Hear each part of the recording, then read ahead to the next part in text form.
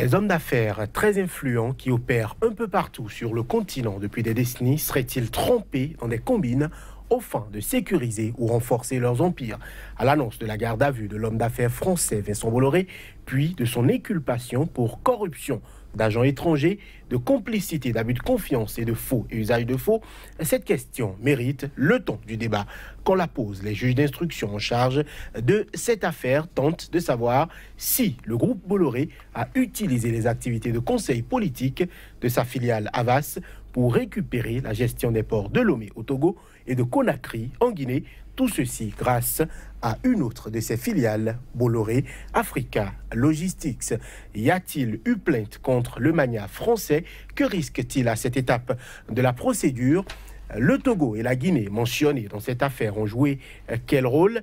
Les chefs d'État Faure Gnassingbé et Alpha Condé doivent-ils s'attendre à être inquiétés pour la manifestation de la vérité? La question sera posée. France, affaire Vincent Bolloré, quelle implication pour l'Afrique? Ce sera le premier thème du jour sur Angle de Vue, votre émission qui permet le décryptage de l'actualité sur le continent africain. Ensuite, en République démocratique du Congo, l'Union pour la démocratie et le progrès social, UDPS, principal parti d'opposition, a organisé son premier meeting depuis septembre 2016. Félix Tshisekedi a notamment pris la parole quelques semaines après sa désignation comme président du parti et candidat à la présidentielle de décembre. Sommes-nous dans la décrispation du climat politique? Quelle lecture faire du premier discours du dirigeant face à ses militants? Que retenir de la position de l'UDPS sur la machine à voter? République démocratique du Congo, élection de décembre, premier meeting depuis 2016, l'UDPS déjà en ordre de bataille. Ce sera le second thème du jour. À toutes et à tous, bonjour et merci de nous rester fidèles. Les ennuis judiciaires du magnat français sans plus tarder, ce sera juste après ceci.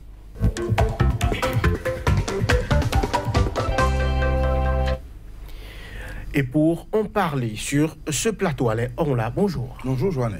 Homme de droit, vous êtes analyste politique. Un plaisir de vous avoir aujourd'hui. Face à vous, Aimé Tiefa, bonjour. Bonjour. Vous êtes sociologue, expert en stratégie de développement. Aimé Tiefa, ma première question est pour vous. L'annonce a fait l'effet d'une bombe. N'est-ce pas surprenant que ce soit visiblement pour des affaires africaines que Vincent Bolloré soit inquiété aujourd'hui en France?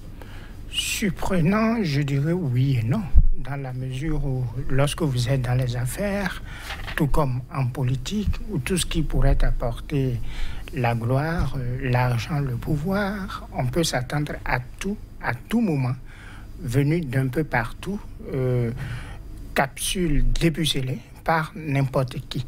Alors, pour qui connaît ces milieux et leur réalité, les acteurs, les interactions, les réalités, comment ces environnements traînent beaucoup de nébuleuses, il n'y a pas de surprise.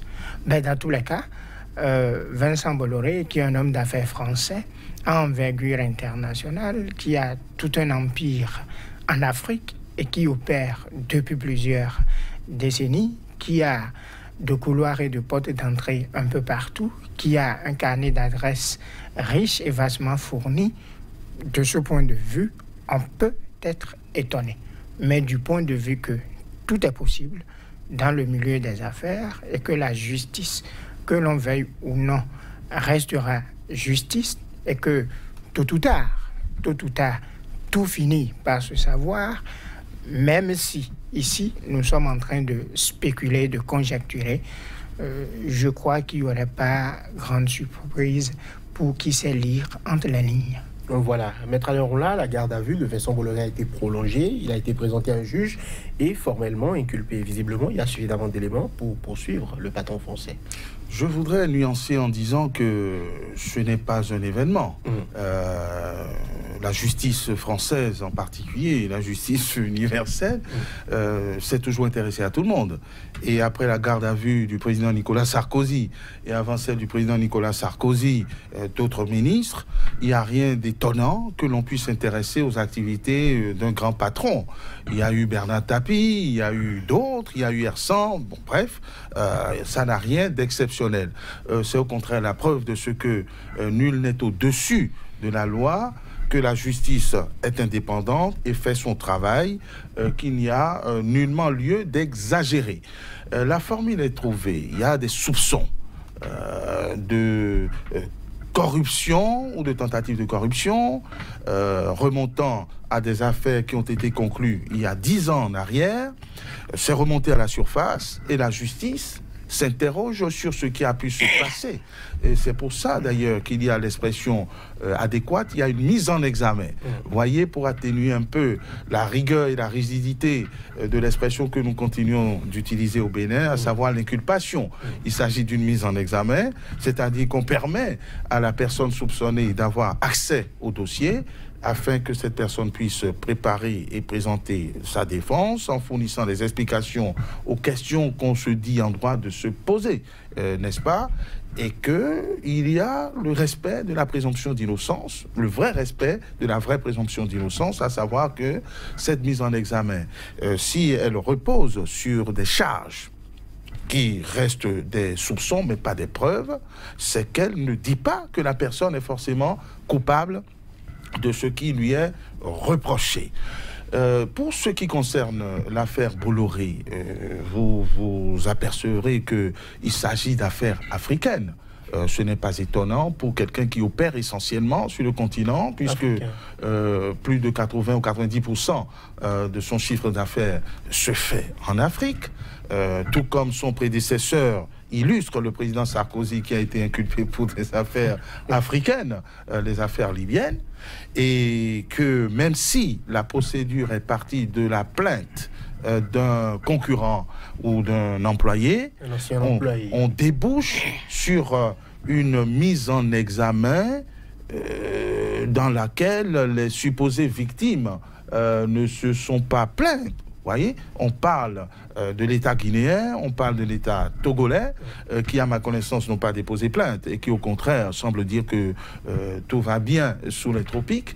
Donc, on se demande par quel mécanisme les juges en sont arrivés à appliquer la loi dans sa rigueur, parce qu'effectivement, dès que l'infraction est soupçonnée, le parquet et les juges ont parfaitement le droit et le pouvoir de procéder à des investigations. Donc c'est pour vous dire qu'il n'y a pas beaucoup de danger, puisque M. Bolloré, après sa mise en examen et sa garde à vue, a été remis tout simplement en liberté, sans même un contrôle judiciaire, c'est-à-dire sans aucune restriction de sa liberté d'aller et de venir. Voilà.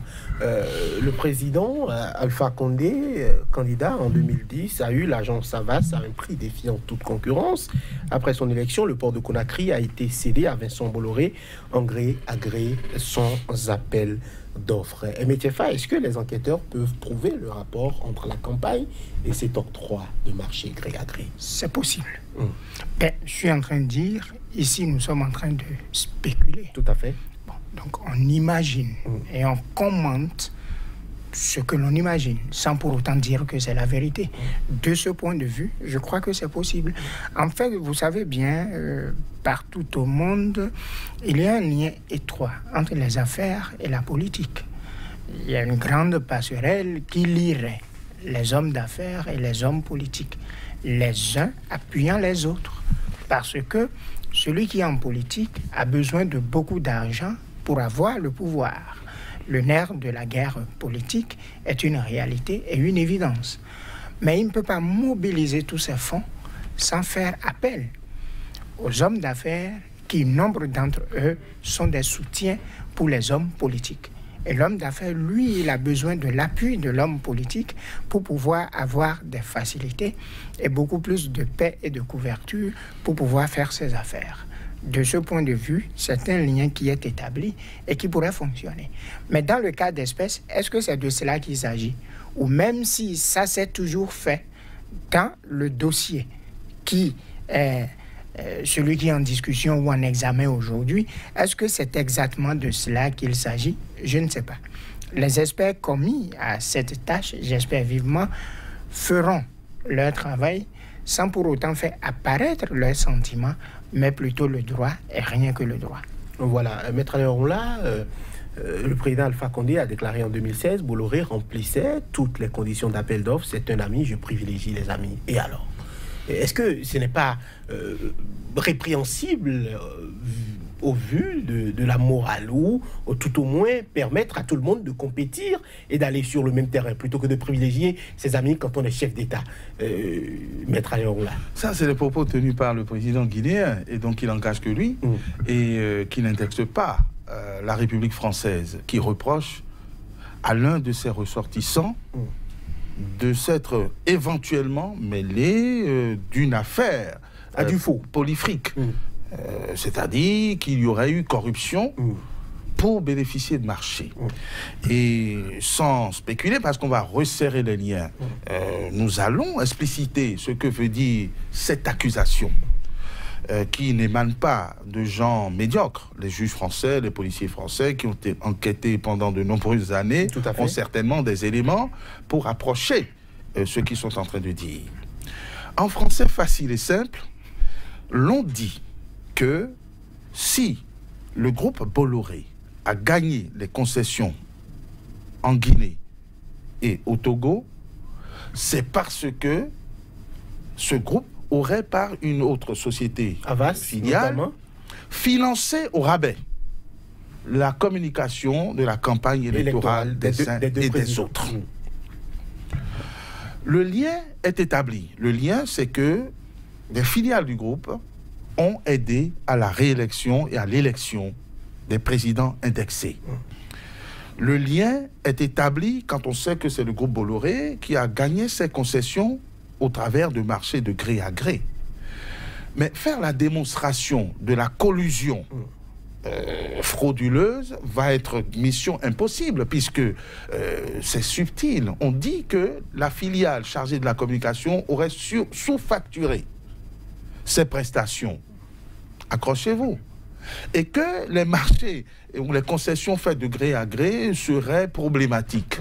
Voilà que l'État qui accorde ces concessions ne trouve aucun problème et trouve d'ailleurs légitime de privilégier le français bien choisi, de privilégier le marché, puisque il faut savoir que les marchés publics, c'est déjà une niche de corruption possible. C'est une niche de corruption, surtout quand il y a du gré à gré autorisé. En vertu de quels critères l'on attribue à l'un et pas à l'autre dans le gré à gré, en disant que voilà telle personne ou telle entreprise qui répond mieux que d'autres aux critères attendus. Donc, on se lance dans une aventure rocambolesque où je crains que la justice française n'ait les pires peines au monde à établir avec précision, avec certitude, la véracité des soupçons de corruption. Maître Alain Orula, l'accusateur a fait état de ce qu'il y aurait eu, des rétrocommissions qui ont été distribuées notamment aux autorités, au plus haut sommet de l'État au Togo. Bien sûr que ces rétrocommissions ont souvent existé, mais je n'ai aucun souvenir d'une décision de justice, pour parler de la justice française, d'avoir réussi à démanteler des affaires dans lesquelles il y aurait eu des rétrocommissions. Souvenez-vous de l'affaire des frégates de Taïwan, où le ministre des Affaires étrangères de l'époque, Roland Dumas, était impliqué. On parle toujours de commission, de rétrocommission, et c'est une notion d'ailleurs qui a été plus ou moins légalisée, parce que on considère que c'est une pratique, que ça peut être une pratique normale dans le monde des affaires, et que tant que ce n'est pas fait sur le territoire français, que c'est à l'étranger, parce qu'il y a d'autres coutumes, ça pourrait passer. Ceci étant, ces rétrocommissions sont des indicateurs de ci ou de ça. Mais il ne suffit pas d'avoir des indicateurs, il faut avoir des preuves ou un faisceau d'indices permettant de soutenir l'accusation. Et là, on est dans le domaine de l'improbable. Pour l'avocat, ce n'est pas évident que ces causes-là soient réunies. Pour l'avocat, c'est même impossible. Pour un juriste, c'est aléatoire. C'est-à-dire, comment évaluer avec précision ce que coûte un service rendu en termes de communication, en termes de contribution à l'élection d'un président? On est libre de financer une candidature. Et pourquoi nécessairement tirer de la concession qui a été faite par la suite de gré à gré la conséquence directe d'une corruption ou d'une collusion frauduleuse? C'est une mission quasiment impossible. Et comment? Le timing n'est-il pas suspect que juste au lendemain d'une élection, notamment en Guinée, et qu'on ait offert, qu'on ait arraché à une autre entreprise, notamment Chocotrans, si mes souvenirs sont bons, et qu'on ait offert en gré à gré à quelqu'un qui vous a aidé à venir au pouvoir à travers une de ses filiales. Écoutez, tout est suspect. Pourquoi du jour au lendemain, par exemple au Bénin, on décide d'arracher la concession faite à Bolloré pour confier à un groupe chinois? Le raisonnement existe. On dit, mais on pense que le groupe chinois pourrait faire mieux que le groupe Bolloré. Vous voyez, le groupe Bolloré n'est pas qu'auteur ou mis en cause. Il peut être victime, mais il est victime dans un petit pays. Donc on peut s'interroger sur les coïncidences, l'étrangeté des coïncidences, mais en matière juridique et judiciaire, on doit être beaucoup plus précis, on doit soutenir les accusations, les soupçons par des preuves. Et en la matière, on n'en a quasiment jamais. Le parallèle qui est établi permet évidemment de subodorer des infractions, mais encore faudrait-il pouvoir les prouver. Comment va-t-on recueillir le témoignage des autorités guinéennes au plus haut niveau et des autorités qui ont d'ailleurs assuré de leur disposition à aider la justice française en cas de besoin. À aider le groupe Bolloré. Il n'y a pas de doute là-dessus, puisqu'ils sont partenaires d'affaires. Et quand on soupçonne le groupe Bolloré de corruption d'agents étrangers publics, c'est qu'on soupçonne le chef d'État guinéen, on soupçonne le chef d'État togolais d'être le premier complice de cette corruption.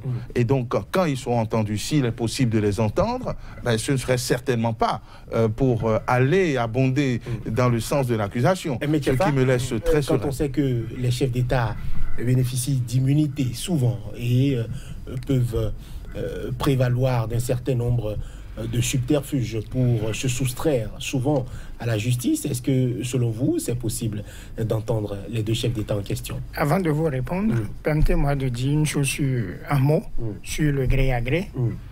Je ne connais pas le code des marchés publics, aussi bien du Togo que de la Guinée, mais je sais que tout code de marché public comporte le gré à gré. Il y a donc des conditions pour aller au gré à gré. Lorsque vous êtes dans un domaine suffisamment complexe et que vous savez qu'il y a très peu d'experts en la matière et que vous en connaissez, dont vous êtes sûr de la qualité et de la virtuosité, vous pouvez lui confier un marché gré à gré, puisque vous n'en aurez même pas le choix.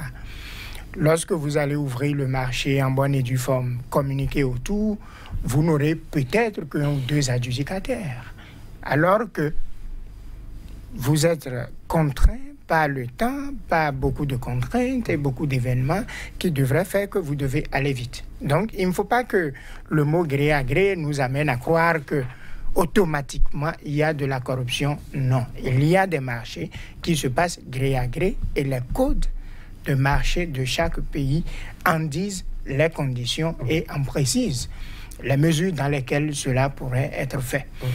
En ce qui concerne votre question, permettez-moi de raisonner comme le citoyen lambda de n'importe quel pays africain.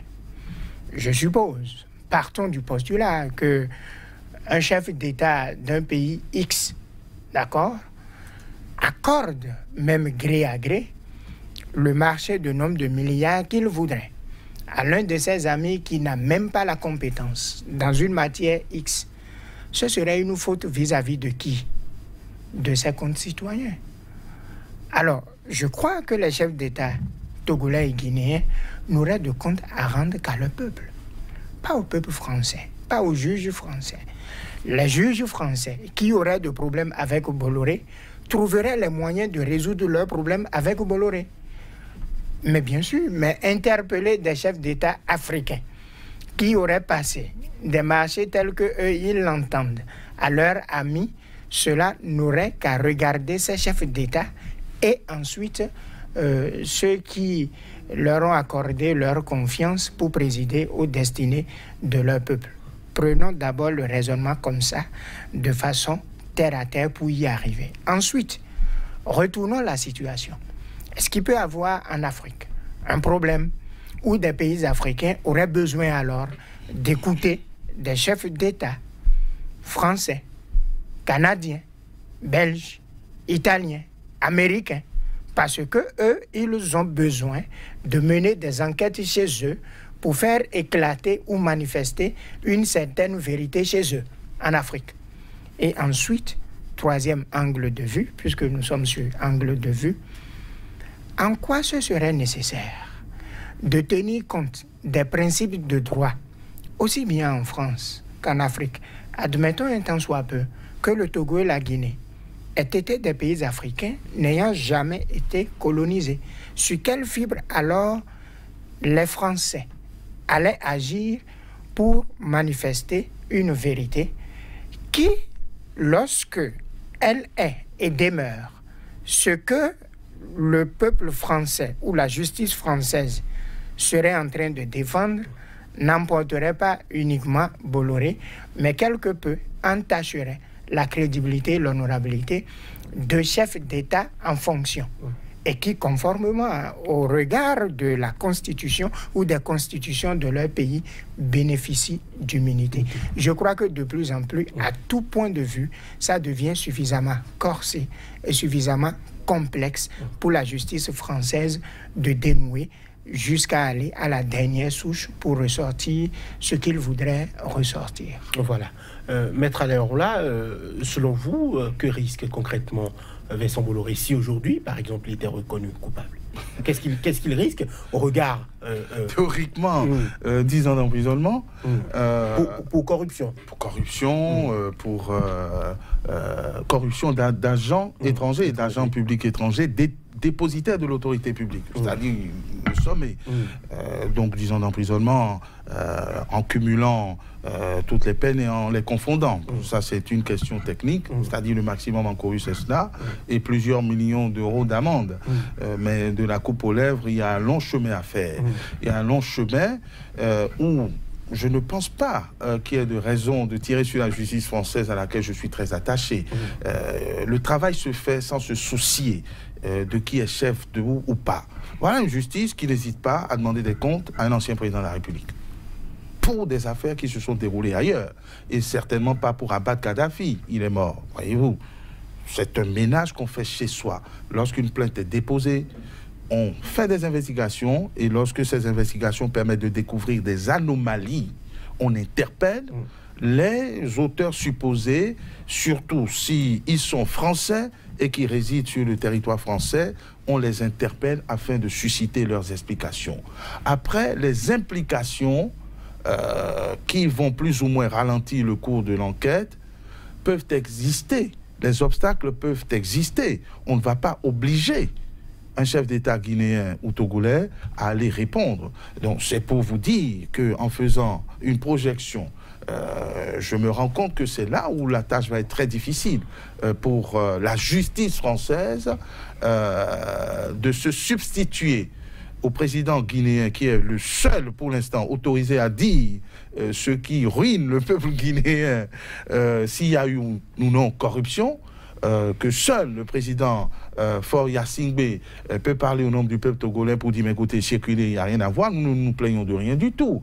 Autant d'éléments qui viendront à décharge des accusations qui sont qui pourraient être portées à l'encontre du groupe Bolloré. Mais les choses sont plus subtiles que cela. Si effectivement on faisait la preuve de transactions suspectes, frauduleuses, etc., rien n'empêche la justice française de demander des comptes à un citoyen français sur ces anomalies qui auraient été relevées.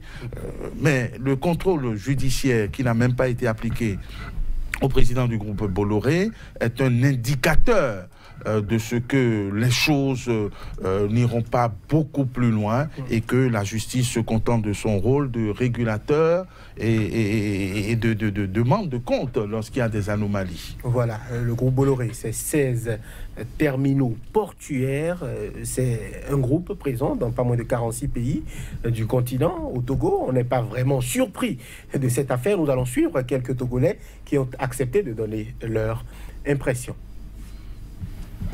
Cette affaire du groupe Bolloré nous donne une leçon, celle qui consiste à se dire que le monde change et le monde évolue. Et que, quelles que soient les situations, lorsque vous posez des actes aujourd'hui, vous risquez de vous rattraper demain. Et donc, c'est une affaire qui encourage, nous, les organisations qui luttons dans le domaine contre la corruption et qui sommes engagés et qui demandons toujours à ce que la vérité soit dite dans de pareils cas. Nous encourageons la justice française et nous les félicitons parce que c'est une justice qui est en train de nous montrer qu'elle n'est pas ce que nous pensons le plus souvent et elle est en train de faire un travail. Ça prouve désormais qu'il n'y a personne qui est au-dessus de la loi et que nous sommes tous égaux devant la justice. C'est difficile de commenter une action judiciaire en cours. En revanche, il faut souligner que la pratique de l'opacité dans les affaires et dans la politique est quelque chose de très courant au Togo. Et donc, il faut laisser la justice s'exprimer, aller jusqu'au bout. Je déplore simplement que ce ne soit pas au Togo que cette affaire soit traitée. Et je déplore également que le nom du chef de l'État togolais soit cité dans ce type d'affaires. Métiefa, rapidement, votre réaction. J'avais posé des questions ici. Les marchés en question sont des marchés africains. OK? Et j'ai dit, la justice française aura à chercher où? En Afrique ou bien en France? Si la justice française a un problème avec Bolloré et que une loi française aurait été violée par Bolloré, que la justice française règle cela strictement avec Bolloré sans pouvoir venir en Afrique. Moi, je dirais gêner nos chefs d'État qui ont des dossiers importants. Nous ne sommes pas encore développés. On a des chantiers très, très importants en matière de développement, des choses dont nous avons besoin au quotidien, à savoir l'eau, l'électricité, la santé, alors qu'on permette à nos dirigeants de mieux se concentrer sur cela. Par contre, j'ai suivi quelque chose là qui est très important, c'est que si c'était le Togo ou la Guinée qui posait ces problèmes pour qu'on voit toute la lumière là-dessus, ce serait une fierté pour les Africains. Voilà. Maître Alain, accaparement de terres, travail de mineurs, vivant dans des conditions insalubres, mort de dizaines de Camerounais dans le rail, dans l'accident des rails des Séka au Cameroun, dédommagement hasardeux. Est-ce qu'il n'y a pas trop d'affaires autour du groupe Bolloré? Est-ce qu'il n'y a pas trop de reproches qu'on puisse faire à ce patron-là et à ses affaires en Afrique? Vous savez, on ne jette la pierre qu'aux arbres qui portent des fruits. Le groupe Bolloré est présent en Afrique quasiment en situation oligopolistique.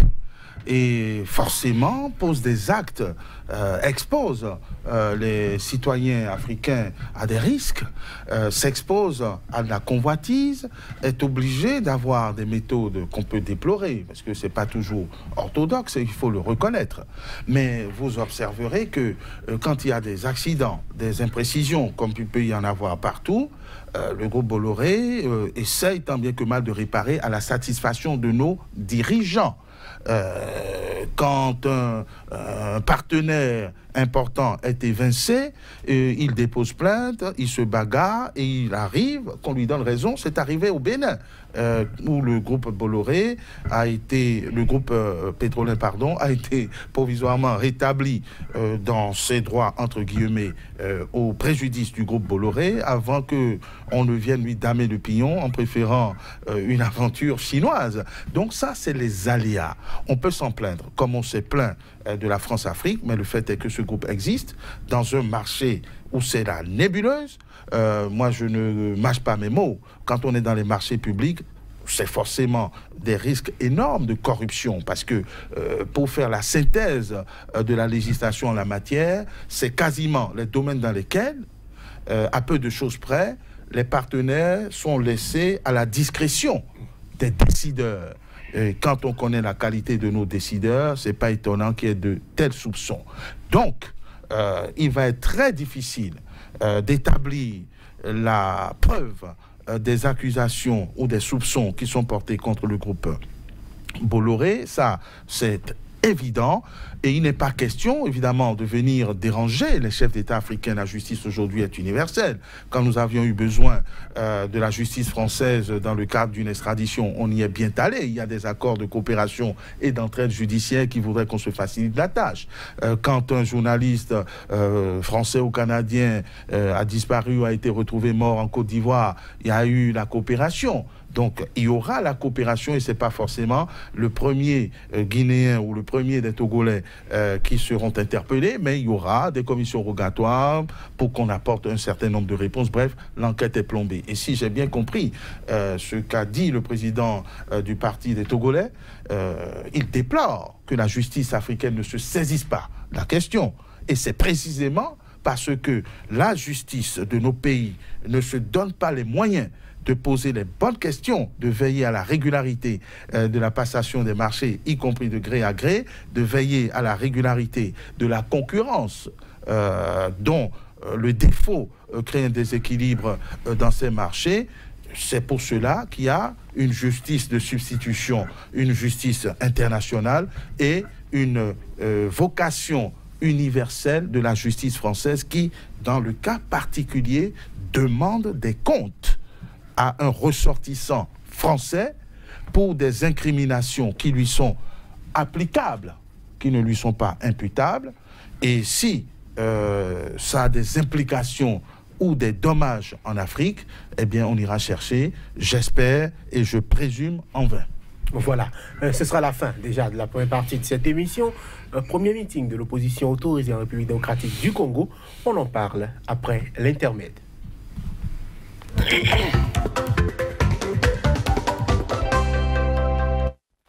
République démocratique du Congo, élection de décembre, premier meeting depuis 2016. L'UDPS est-il déjà en ordre de bataille? On en parle toujours avec vous, monsieur Alain Onla, homme de droit, analyste politique, MTFA, sociologue, expert en stratégie de développement. MTFA, que meeting de la formation historique de l'opposition soit autorisé. Aujourd'hui, une première depuis septembre 2016 précisément. Qu'est-ce que cela traduit selon vous? Bon, à première vue, on pourrait dire que bon, quelque part, c'est un fait nouveau qui rend compte de l'avancée dans une situation où, disons, il y avait un peu de blocage et que les partis politiques de l'opposition, notamment l'UDPS, ne sont pas très aimés en RDC. Mais quand on regarde bien, pour qui connaît le président Kabila, pour qui sait qu'il est un homme de stratégie, on pourrait se demander dans quelle nouvelle stratégie il est en train de se mettre encore. Quelle est sa nouvelle stratégie pour distraire les Africains, les Congolais et ceux qui aiment le Congo, étant entendu que la première échéance, qui est celle de décembre 2017, a été déjà grillée, et que la nouvelle échéance est celle de décembre 2018. Et que, ayant déjà fini 4 mois dans l'année, et qu'il en reste donc 8, peut-être une nouvelle stratégie serait en train d'être nouée, ou a été déjà nouée, et est à sa pleine phase opérative. Que le président Kabila accepte les desiderata, ou je vais dire les exigences, surtout de l'UDPS, et que ce parti politique, les mouvements qu'il avait, les mouvements sociaux bien entendu, qu'il avait organisés, ont toujours été réprimés. Dans le sang et dans la sueur, cela reste une interrogation pour tout analyste qui s'intéresse aux faits politiques, notamment dans ce pays. Maître Alain Onla, est-ce que ce n'est pas de la décrispation politique? C'est de la décrispation qui confine à la connivence, pour ne pas dire à la complaisance. Parce que nous avons suffisamment débattu du sujet congolais pour retenir que le président Kabila a réussi la diversion et le dilatoire. Et donc, il n'a point besoin de changer de stratégie, il s'adapte tel au caméléon aux inconstances des uns et des autres, et donc il jouera le dilatoire jusqu'à ce que cette échéance passe, et puis une autre passera, tant que des mesures fermes ne seront pas prises.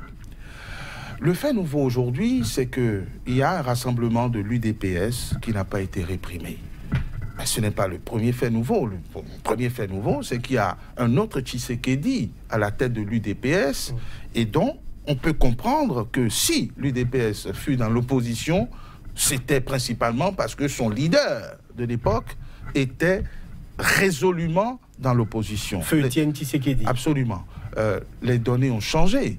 Le parti a porté à sa tête, certes le fils du vieux lion, mais peut-être un lionceau ou un agneau qui voudrait convoler en juste noces avec le président Kabila.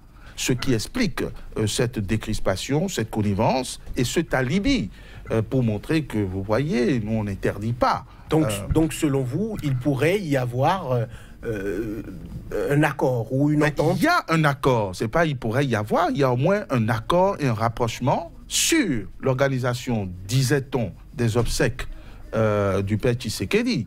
Et à cette occasion, beaucoup de choses ont pu se dire, il y a une certaine proximité.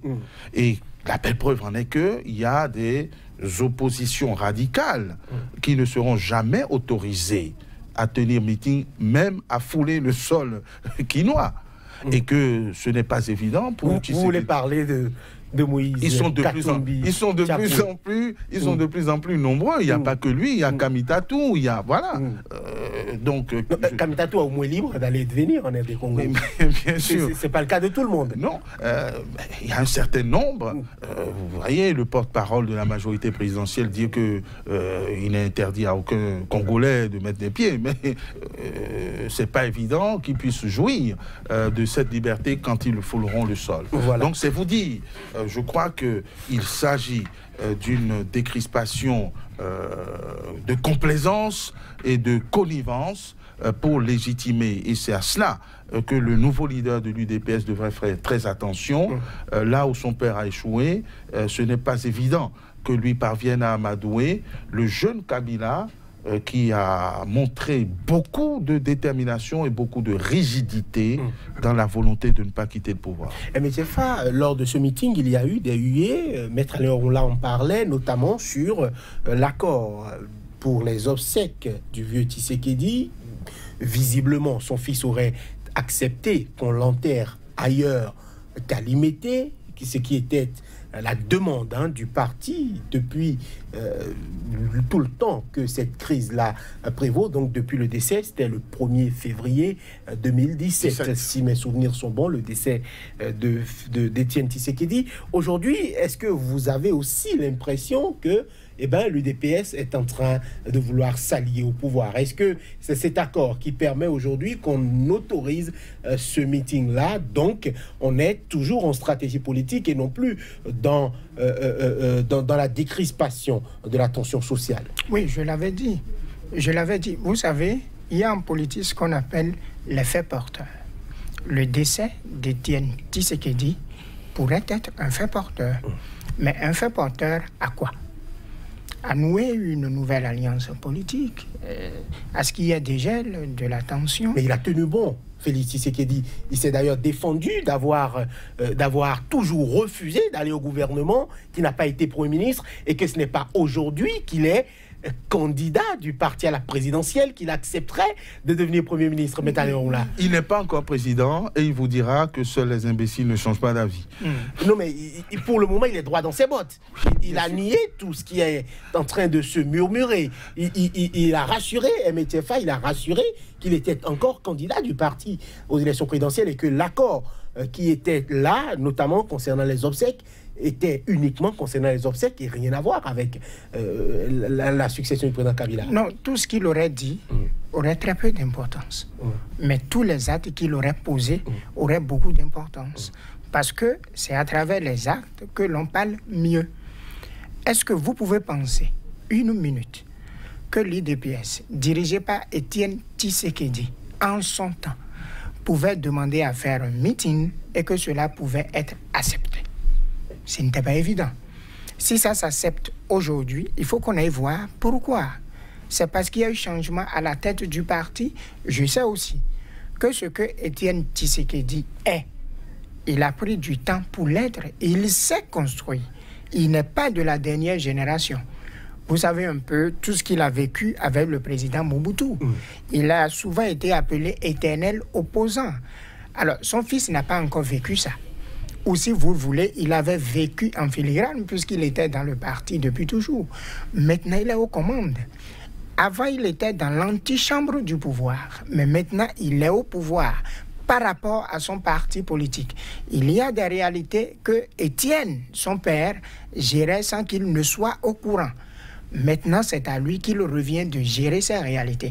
Alors, il va faire la route, il va faire le temps, peut-être pour avoir la carapace de son père ou pour la modifier, parce que la dynamique politique aussi est une réalité qu'on ne peut pas dénier, tout n'est pas statique. Mais une chose est sûre, le parti que son père a construit de sa sueur et de son sang a une ligne politique dans laquelle il a intérêt à s'inscrire. C'est parce que vous faites et vous dites la même chose pendant des années, pendant des générations, que ça finit par prospérer. Les Le Pen en France en sont un modèle. Enfin, pour ceux qui ont un idéal politique dans lequel il faut marcher, s'inscrire résolument et ne jamais s'écarter. Une ligne politique est une ligne sacrée. Pour rien au monde, on ne lui tord le cou. Et c'est parce qu'on ne lui tord pas le cou que ça finit par prospérer un jour. On a vu des opposants dire par la suite, Maître Alain Orunla, qu'ils étaient fatigués de faire de l'opposition, éternel parti d'opposition. Est-ce que le moment n'est pas venu pour l'UDPS de conquérir le pouvoir d'État? Est-ce que vous voyez l'UDPS aujourd'hui capable de gagner les élections à venir en décembre? Je crains que l'UDPS, sans Étienne Tshisekedi, ne puisse gagner les élections aujourd'hui dans le contexte actuel. Et on a parlé d'éternelle opposition. Il faut que chacun fasse son apprentissage. Je voudrais vous rappeler que le fils n'a pas l'étoffe du père, qui fut courtisé. Je veux dire, il a d'abord convolé avec les présidents Mobutu. Il a essayé d'être avec le président Kabila avant d'avoir maille à partir avec le fils des dinosaures de sa génération. Donc ça vous donne un certain ego pour ne pas accepter tout et n'importe quoi. Il n'est pas né de la dernière pluie, il connaît les réalités du pouvoir. Le fils Tshisekedi, c'est maintenant qu'il est en train d'éclore. Et il découvre une autre réalité, donc il va penser comme la jeune souris face au vieux chat qu'est devenu le président Kabila, puisque lui au moins il a déjà l'expérience du pouvoir, que étant de la même génération, il pourrait partager les mêmes idéaux, surtout de conquête du pouvoir et d'installation du pouvoir, peu importe le rôle, avant de découvrir qu'il aura été abusé. C'est inévitable. Et c'est peut-être en ce moment qu'il va recommencer à prendre l'étoffe. Mais d'ici là, vous aurez constaté que l'UDPS restera le parti des éternelles oppositions. Voilà. Aimé Tiefa, rapidement, le conflit lié autour... le conflit autour de la machine à voter, on va en parler rapidement avec vous. Aujourd'hui, on ne sait pas si cette machine-là est une machine une machine à laquelle on peut faire confiance. Parce que, le Parlement sud-coréen dit, alors que c'est une entreprise sud-coréenne qui a vendu cette machine à l'État congolais, et notamment la CENI de Corneille Nangaa, aussi bien le Parlement que la représentation sud-coréenne en République démocratique du Congo déconseille vivement aux autorités congolaises d'aller aux élections avec cette machine-là. Tout le monde, personne n'a envie aujourd'hui que son nom soit lié à cette machine. C'est en tout cas la position officielle des autorités sud-coréennes. Comment peut-on crédibiliser ou rendre crédible une élection où le matériel important est aujourd'hui sujet à toutes ces complications? Cette machine n'a été utilisée nulle part en Afrique. J'ai consulté avant de venir. Aucun pays ne l'a utilisée. Alors, c'est une innovation qui va commencer par la RDC. Or, vous savez très bien que lorsqu'on fait un vote par machine, il y a beaucoup d'impondérables. Vous connaissez l'histoire des États-Unis et l'histoire de l'élection du président Trump, où la Russie est accusée à tort ou à raison d'être derrière. Et puisque l'élection du prochain président de la République démocratique du Congo est une élection à enjeux multiples, une élection de tous les risques, je leur propose honnêtement et humblement de faire un décompte manuel. Cela pourrait prendre 50 ans, mais on serait sûr que celui qui est élu est vraiment sorti des urnes et il n'y aura pas après à trimballer des cadavres des matelas et des seaux d'eau sur la tête. Voilà. Maître Alain Ronla, rapidement, lancement du mouvement Moïse Katumbi en Afrique du Sud. L'homme est obligé et contraint de faire campagne depuis l'extérieur, rapidement, 30 secondes. Ben, il y est contraint parce que c'est son choix aussi, quelque part. Vous auriez voulu qu'il rentre et qu'il soit embastillé, comme toutes les autorités congolaises le disent. Ce n'est pas ce que j'ai dit, mais je crois qu'il a les moyens de cette politique et qu'à distance, il va lui être difficile de gagner ou même de mettre en difficulté le président Kabila. Ouais. Et donc, je ne peux que souhaiter et inviter Moïse Katumbi à prendre plus sérieusement ses responsabilités, jusqu'ici délaissées. Je sais, le contexte est difficile, mais quand on a de bonnes ambitions, il faut pouvoir savoir en payer le prix quelquefois. Voilà, le président de l'UDPS, Félix Tshisekedi, a notamment appelé à ce qu'on laisse Moïse Katumbi rentrer au pays. Maître Alain Ronla, homme de droit, analyste politique, MTFA, sociologue, expert en stratégie de développement. Messieurs, merci. 2 thèmes pour cette émission. Merci de nous avoir suivis. À très bientôt sur Sika. Merci.